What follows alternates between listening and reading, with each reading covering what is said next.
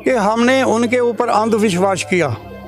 अंधविश्वास कर हम उन्हीं के धरनों के बीच में बैठे रहे और लंबा देर बैठे रहे, और जिसकी गिनती उन्होंने गवर्नमेंट को ये दिखाई कि ये तो सारे हमारे मुट्ठी में हैं, इनको हम कभी भी यूज़ कर सकते हैं। जो अच्छी उम्र थी वो तो हमने गवर्नमेंट को दे दी देश की रक्षा करने के लिए, और हमारे साथ जो बेनियमियाँ हुई हैं, जो अभी जो बाकी रह गया वो हम गवर्नमेंट को दे देंगे, इधर ही बैठे रहेंगे, इधर ही मरेंगे जब तक गवर्नमेंट हमारी बात सुनती नहीं है। हमारे भी तो बच्चे पूछेंगे आप क्या आपके साथ ही इतनी आप युद्ध लड़ते रहे, सब कुछ करते रहे, आतंकवाद के खिलाफ लड़ते रहे, तो आप उस टाइम पर क्या करते थे? लड़ते तो आप रहे, तो जितनी बेनिफिट थे अच्छे वो तो अफसर ले गए, तो आप उधर बैठकर भी वापस आ गए हो, तो उधर ही रहकर मर जाना था। आप लोग यहाँ पर लगातार धरना दे रहे हैं, तो आपकी सरकार से क्या मांगे?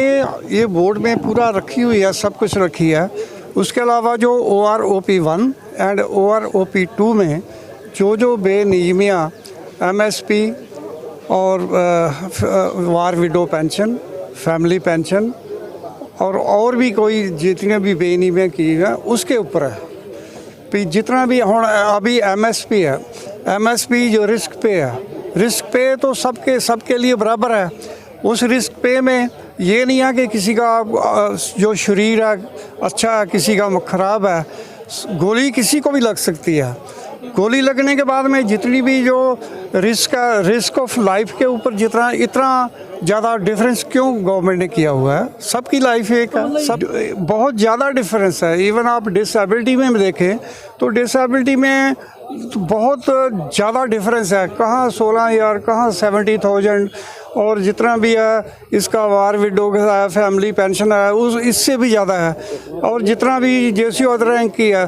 देखो जब कोई ना कोई जैसे कोई कमीशन बैठता है तो वो सोचता है कि कोई किसी का तनख्वाह या पेंशन बढ़ाने के लिए, पर ये जो OROP2 में तो हम लोग 1,698 माइनस में है।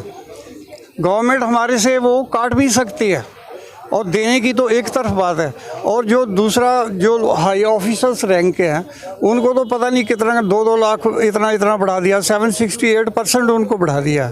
इतना ज़्यादा बढ़ाना और हमारे को माइनस में डालना, इससे ज़्यादा और क्या गवर्नमेंट के साथ हो सकता है बताइए? नहीं, अभी तक कोई मीटिंग नहीं हुई, ना ही किसी ने बुलाया है। अब तो मीटिंग की तो बात छोड़िए, हम लोग सभी ऑल ओवर इंडिया की स्टेट्स के इधर एक्स सर्विसमैन बैठे हुए हैं। गवर्नमेंट ने तो ये भी नहीं किया कि इधर पानी का गिलास भी दे दे। आप तो बोल रहे हैं कि मीटिंग की बात, मीटिंग तो कहाँ है? ये तो बिल्कुल नया अन्याय, जो बहुत घोर अन्याय हमारे साथ है, उसके लिए हम लोग बैठ गए हैं। वो मांगे तो फिलहाल हमने छोड़ दिया। अच्छा, तो आपके साथ में जो अन्याय किया है वो गवर्नमेंट ने किया है या आपके ही अपने अफसर्स ने किया है? क्योंकि आप अभी बोल रहे थे कि जो आपकी जो मतलब जितना भी डेटा वगैरह है वो सब ऑफिसर्स जमा करते हैं। नहीं, ऑफिसर जमा नहीं करते। जब भी कोई कमीशन जो प्रेजेंटेशन देते हैं या कोई कमीशन बैठ जाता है, कमीशन को पूरी जितनी भी डिटेल्स है वो तो ऑफिसर की तरफ से ही दी जाती है ना। वो इन अफसर ने ये उनको अपने बेनिफिट के लिए ही डिटेल दी, हमारे बेनिफिट के लिए कोई डिटेल नहीं दी।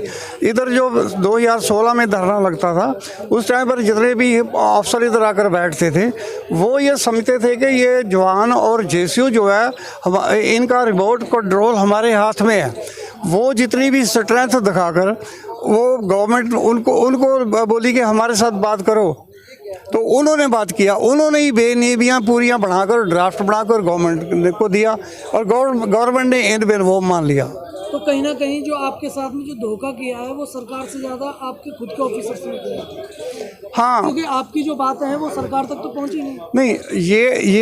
ये बात आपकी ठीक है कि हमने उनके ऊपर अंधविश्वास किया। अंधविश्वास कर हम उन्हीं के धरनों के बीच में बैठे रहे और लंबा देर बैठे रहे, और जिसकी गिनती उन्होंने गवर्नमेंट को ये दिखाई कि ये तो सारे हमारे मुट्ठी में हैं, इनको हम कभी भी यूज़ कर सकते हैं। तो वो उसको देखकर गवर्नमेंट ने उनको ही राइट्स दिया कि आप ही बैठकर हमारे साथ बात करो। हमारा कोई बंदा नहीं बुलाया गया। उन्होंने उधर जाकर सिर्फ हमने RTI से वो लिया था, सब कुछ लिया था। जो भी गवर्नमेंट को मेमोरेंडम दिए गए हैं वो सिर्फ ऑफिसर्स ने अपने बेनिफिट के लिए दिए हैं, हमारे लिए एक सिंगल भी वर्ड नहीं लिखा उसमें।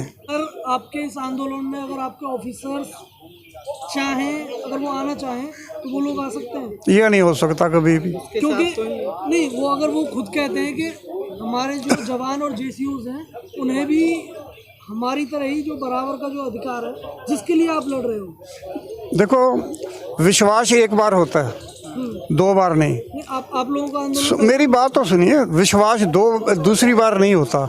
एक बार तो उनके साथ विश्वास हमने किया और वो हमारे विश्वास को मलिया मेट कर उस विश्वास के ऊपर वो बेनिफिट ले गए। अब उनको दोबारा इधर आने नहीं देंगे। क्यों आने देंगे? हमने उनसे क्या लेना है? हमारे साथ तो धोखा वो ऑलरेडी कर चुके हैं। आए भी थे, भगाया गया। और अगर सरकार अगर आपकी मांगे नहीं मानती है तो आपका ये धरना है वो कब तक चलेगा? देखो 60 साल के उम्र से ज़्यादा है इधर जितने भी बैठे हुए। सरकार की जो मेडिकल की तरफ से जो उम्र हमारी 60 साल है, बाकी जितनी भी है वो कुछ भी कह सकते हैं, उसको बोनस कह सकते हैं। तो वो बोनस अभी जो अच्छी उम्र थी वो तो हमने गवर्नमेंट को दे दी देश की रक्षा करने के लिए। और हमारे साथ जो बेनियमियाँ हुई हैं, जो अभी जो बाकी रह गई है वो हम गवर्नमेंट को दे देंगे। इधर ही बैठे रहेंगे, इधर ही मरेंगे जब तक गवर्नमेंट हमारी बात सुनती नहीं है। तो मतलब आप जब तक सरकार बात नहीं मानेगी जब तक आप यहाँ से नहीं जाना? तो जाकर हमने घर में करना भी क्या? हमने घर में जाकर करना ही क्या? वो हमारे भी तो बच्चे पूछेंगे कि आप क्या आपके साथ ही इतनी आप युद्ध लड़ते रहे, सब कुछ करते रहे, आतंकवाद के खिलाफ लड़ते रहे, तो आप उस टाइम पर क्या करते थे? लड़ते तो आप रहे, तो जितनी बेनिफिट थे अच्छे वो तो अफसर ले गए, तो आप उधर बैठकर भी वापस आ गए हो, तो उधर ही रहकर मर जाना था। आपको क्या लगता है कि आप इस बार की होली सरकार के साथ मनाएंगे? ये तो वक्त बताएगा, वक्त बताएगा क्या होगा क्या नहीं है। वक्त कभी भी 1 सेकंड में वक्त चेंज हो सकता है। वक्त तो अभी अगर हमारे साथ को बात करने के लिए आए तो वक्त इमीडिएटली चेंज हो जाएगा। हमने सरकार के साथ लड़ाई थोड़ा कर रहे हैं, हम तो अपने जो अधिकार हैं वो लेने के लिए आए हैं। तो ये सरकार के ऊपर डिपेंड करता है। लड़ाइयाँ लंबी लड़ी रहती हैं। हम लोग भी कई जब लड़ाइयों में जाते रहे हैं, किसी ऑपरेशन में जाते रहे हैं, तो हमें ये नहीं पता कि ये ऑपरेशन कब तक चलेगा, कब तक लड़ाई होगी। ये भी वही ऑपरेशन है, जब तक चलेगा बैठे रहेंगे। ओके भाई।